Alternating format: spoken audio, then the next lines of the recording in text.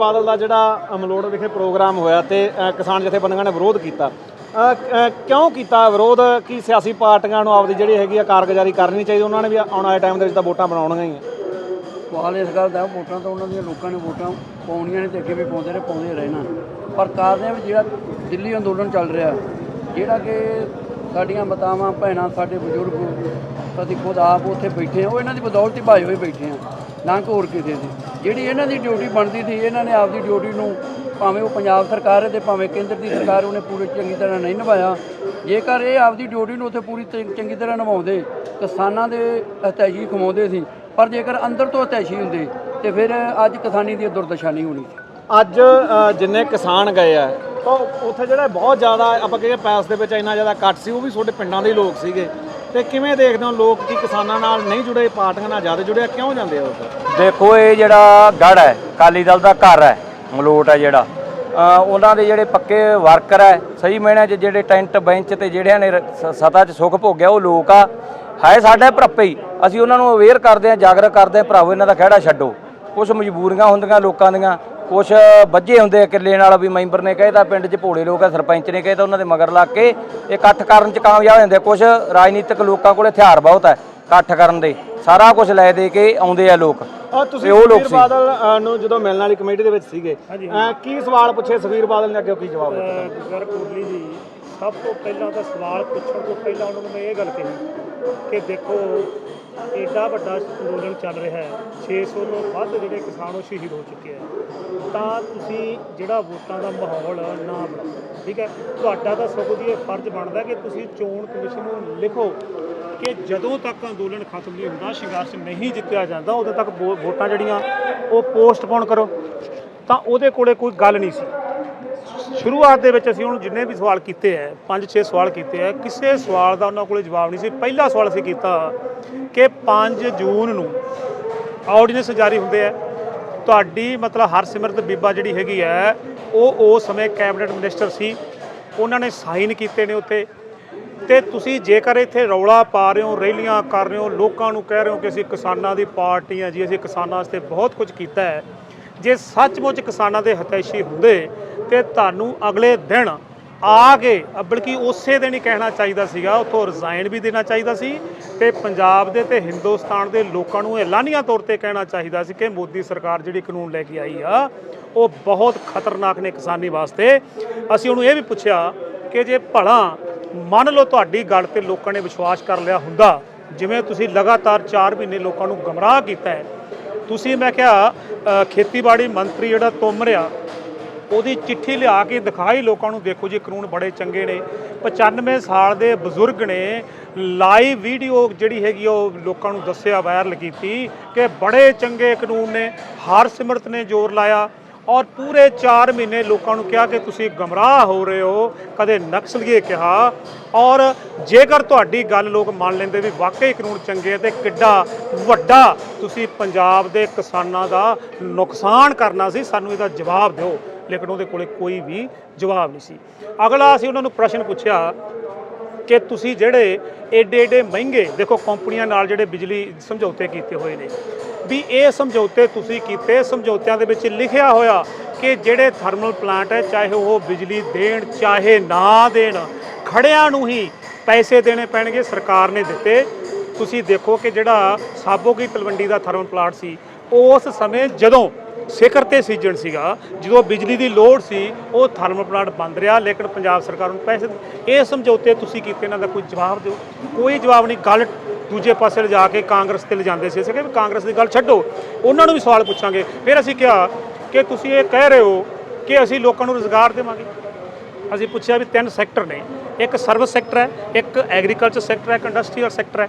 ਔਰ ਜਿਹੜਾ service sector ਹੈ ਉਹਦੇ 'ਚ ਹੈ ਕਿ ਸਾਰੇ ਮਹਿਕਮੇ ਤੁਸੀਂ ਵੇਚ ਰਹੇ ਹੋ, 7 ਸਾਲ ਤੁਸੀਂ ਇਹਨਾਂ ਨਾਲ ਭਾਈਵਾਲ ਰਹੇ ਹੋ, ਸਾਰੀਆਂ ਪਾਲਿਸੀਜ਼ ਉਹ ਲੈ ਕੇ ਆਏ ਨੇ ਕਿ ਕੋਈ ਵੀ ਸਰਕਾਰੀ ਸੈਕਟਰ, ਕੋਈ ਸਰਕਾਰੀ ਅਦਾਰਾ ਛੱਡਣਾ ਹੀ ਨਹੀਂ ਹੈ, ਸਾਰਾ ਕੁਝ ਅਸੀਂ ਪ੍ਰਾਈਵੇਟ ਜਿਹੜਾ ਹੈਗਾ ਉਹ ਕਰਨਾ ਹੈ। ਜਦੋਂ ਸਾਰਾ ਕੁਝ ਪ੍ਰਾਈਵੇਟ ਹੋ ਗਿਆ ਤੇ ਫਿਰ ਰੁਜ਼ਗਾਰ ਕਿੱਥੋਂ ਮਿਲੂਗਾ? ਫਿਰ ਅਸੀਂ ਪੁੱਛਿਆ ਕਿ ਤੁਹਾਡੇ ਸਾਲਾਂ ਦੇ ਵਿੱਚ ਜਦੋਂ ਤੁਸੀਂ ਜਿਹੜਾ ਰਾਜ ਕਰਦੇ ਸੀ, ਉਹਨਾਂ ਸਾਲਾਂ ਦੇ ਵਿੱਚ ਇੰਡਸਟਰੀ ਪੰਜਾਬ ਦੀ ਜਿਹੜੀ ਹੈਗੀ ਸਮਾਲ ਸਕੇਲ ਇੰਡਸਟਰੀ, ਛੋਟਾ ਘਰੇਲੂ ਉਦਯੋਗ ਆ, 20,000 ਇਕਾਈਆਂ ਫੇਲ ਹੋ ਗਈਆਂ, ਠੀਕ ਹੈ, ਤੇ ਸਰਵਿਸ ਸੈਕਟਰ ਨਹੀਂ ਰਿਹਾ, ਉਦਯੋਗਿਕ ਸੈਕਟਰ ਨਹੀਂ ਰਿਹਾ, ਤੇ ਤੁਸੀਂ ਦੱਸੋ ਕਿੱਥੇ ਰੁਜ਼ਗਾਰ ਦਿਓਗੇ? ਲੋਕਾਂ ਨੂੰ ਬੇਵਕੂਫ ਬਣਾ ਰਹੇ ਹੋ। ਫਿਰ ਅਸੀਂ ਪੁੱਛਿਆ ਵੀ ਤੁਸੀਂ 10 ਲੱਖ ਰੁਪਏ ਦੀ ਲੋਨ ਦੀ ਗੱਲ ਕਰ ਰਹੇ ਹੋ, ਵੀ ਅਸੀਂ ਲੋਨ ਜਿਹੜਾ ਹੈਗਾ ਆਈਲੈਟ ਮਤਲਬ ਬਾਹਰ ਭੇਜਣ ਵਾਸਤੇ ਆਈਲੈਟਸ ਕਰਾਉਣ ਵਾਸਤੇ ਦੇ ਰਹੇ ਹੋ।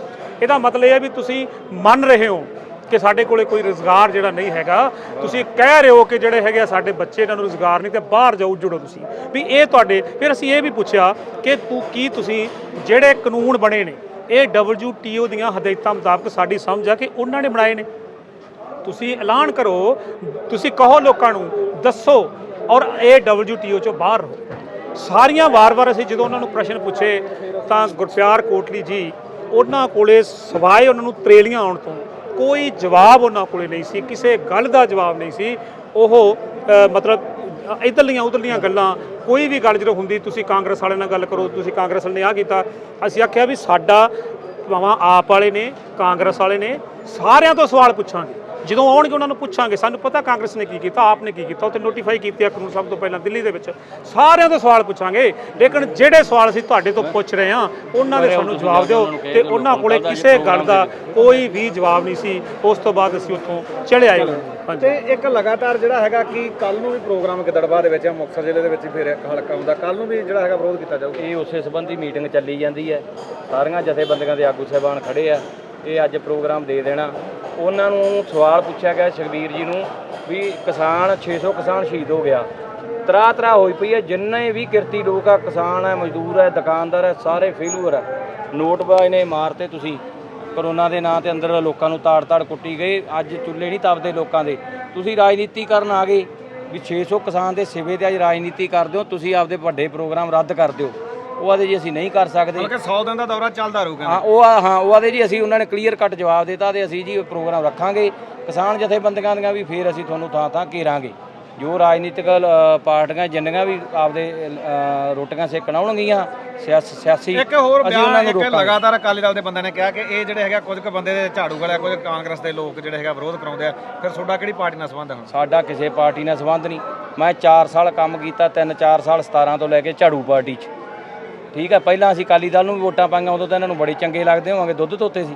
ਯਾਰ ਸਾਨੂੰ ਅੱਜ ਜਾਗਰਤਾ ਆ ਗਈ, ਅਸੀਂ ਕਿਸਾਨ ਜਥੇਬੰਦੀ ਦੇ ਅਸੀਂ ਆਗੂ ਹਾਂ, ਅਸੀਂ ਖੜੇ ਹਾਂ। ਮਤਲਬ ਕਿ ਹੁਣ ਤੁਸੀਂ ਕਿਸੇ 'ਚ ਨਹੀਂ ਲੱਤ ਮਾਰ ਕੇ ਆਏ ਆ ਉਹਦਿਆਂ ਨੂੰ, ਕਿਸੇ ਸਿਆਸੀ ਨਾਲ ਸਰੋਕਾਰ ਨਹੀਂ, ਪਿੰਡ ਦੀ ਮੈਂਬਰੀ ਸਰਪੰਚੀ ਤੱਕ ਵੀ ਦਖਲ ਨਹੀਂ ਸਾਡਾ। ਸੋ ਜਿੱਦਾਂ ਤੁਸੀਂ ਸਾਰੇ ਜਾਣਦੇ ਹੋ ਕਿ ਅੱਜ ਮਲੋਟ ਦੇ ਵਿੱਚ ਅਕਾਲੀ ਦਲ ਦੇ ਵੱਲੋਂ ਰੈਲੀ ਜਿਹੜੀ ਕਰਨੀ ਜਾਣੀ ਸੀਗੀ, ਤੇ ਕਿਸਾਨ ਯੂਨੀਅਨ ਦੀਆਂ ਹਰ ਇੱਕ ਜਗ੍ਹਾ ਦੇ ਉੱਤੇ, ਮਤਲਬ ਪੰਜਾਬ ਦੇ ਵਿੱਚ ਥਾਂ ਦੇ ਉੱਤੇ ਜਿਹੜੇ ਸਿਆਸੀ ਪਾਰਟੀਆਂ ਦੇ ਵਿਰੋਧ ਨੇਗੇ ਜਿਹੜੇ ਹੋ ਰਹੇ ਨੇਗੇ। ਅੱਜ ਮਲੋਟ ਦੇ ਵਿੱਚ ਰੈਲੀ ਸੀ, ਉੱਥੇ ਕਿੱਦਾਂ ਦੀ ਸਿਚੁਏਸ਼ਨ ਰਹੀ, ਕੀ ਸਾਰਾ ਕੁਝ ਹੋਇਆ, ਆਪਾਂ ਜਾਣਨ ਦੀ ਕੋਸ਼ਿਸ਼ ਕਰਦੇ ਹਾਂ। ਸਤਿ ਸ਼੍ਰੀ ਅਕਾਲ ਜੀ। ਸਤਿ ਸ਼੍ਰੀ ਅਕਾਲ ਜੀ। ਅੱਜ ਜਿਹੜੀ ਮਲੋਟ ਦੇ ਵਿੱਚ ਰੈਲੀ ਹੋਈ ਆ, ਇੱਥੇ ਕੀ ਸਵੇਰੇ ਕੰਡੀਸ਼ਨ ਸੀਗੀ ਸਾਰੀ? ਅੱਜ ਜੀ ਸਵੇਰੇ ਅਕਾਲੀ ਦਲ ਵੱਲੋਂ ਅੱਜ ਕੋਈ ਇੱਥੇ ਮਲੋਟ ਦਾਣਾ ਮੰਡੀ 'ਚ ਰੈਲੀ ਸੀਗੀ ਜੀ, ਔਰ ਸਾਰੀਆਂ ਕਿਸਾਨ ਜਥੇਬੰਦੀਆਂ ਦਾ, ਇਸ ਇਲਾਕੇ 'ਚ ਜਿੰਨੀਆਂ ਕਿਸਾਨ ਜਥੇਬੰਦੀਆਂ ਐਗਜ਼ਿਸਟ ਕਰਦੀਆਂ ਹੈ, ਜੀ, ਸਾਰੀਆਂ ਦਾ ਸਾਂਝਾ ਪ੍ਰੋਗਰਾਮ ਸੀ ਕਿ ਅਸੀਂ ਉਹਨਾਂ ਦਾ ਵਿਰੋਧ ਕਰਨਾ ਹੈ। ਜੀ, ਸੋ ਵਿਰੋਧ ਕਰਨ ਵਾਸਤੇ ਹਜ਼ਾਰਾਂ ਦੀ ਗਿਣਤੀ 'ਚ, ਮੇਰੇ ਖਿਆਲ ਦੇ ਵਿੱਚ 2000 ਦੇ ਨੇੜੇ ਤੇੜੇ ਕਿਸਾਨ, 2000 ਤੋਂ ਪਲੱਸ ਕਿਸਾਨ ਇੱਥੇ ਇਕੱਠੇ ਹੋਏ ਸੀ। ਔਰ ਇੱਥੇ ਅਸੀਂ, ਸਾਡੀ ਮੈਨੇਜਮੈਂਟ ਨੇ ਜਾਂ ਸਾਡੇ ਲੀਡਰਾਂ ਵੱਲੋਂ ਅਸੀਂ ਅਕਾਲੀ ਦਲ ਦੇ ਲੀਡਰਾਂ ਨੂੰ ਰਿਕੁਐਸਟ ਕੀਤੀ ਸੀ, ਜੇ ਤੁਸੀਂ ਇਲੈਕਸ਼ਨ ਤੋਂ ਪਹਿਲਾਂ ਰੈਲੀਆਂ ਕਰ ਰਹੇ ਹੋ, ਪੰਜਾਬ ਦੇ ਵਿੱਚ ਆਏ ਹੋ, ਪੰਜਾਬ ਦੇ ਲੋਕਾਂ 'ਚ ਆਉਣੇ ਹੋ, ਤਾਂ ਸਾਡਾ ਪਹਿਲਾਂ ਕਿਸਾਨਾਂ ਦੀਆਂ ਸਵਾਲਾਂ ਦੇ ਜਵਾਬ ਦਿਓ।